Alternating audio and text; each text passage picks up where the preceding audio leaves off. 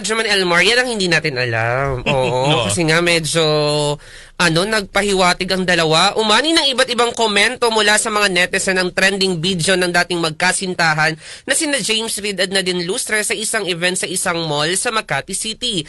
Mapapanood kasi sa kumalat na video na nilapitan ni James Reid si Nadine para yakapin at magbeso. Sa inang ilang netizen na nagkomento sa video, taray naman ng JD, walang ilangan at nagbeso pa. Dagdag pa, sibil lang ang mag-ex at wag nating bigyan ng mali siya ang kanilang ginawa. Kasama rin sa nasabing event sina Liza Soberano o mas kilala bilang Hope, Ann Curtis at Kylie Versosa. Nabatid na usap-usapan na hindi umano naging maayos ang hiwalayan ni na James Reid at Nadine Lustre. Hindi rin naging forever, ha, Josa? Oo nga.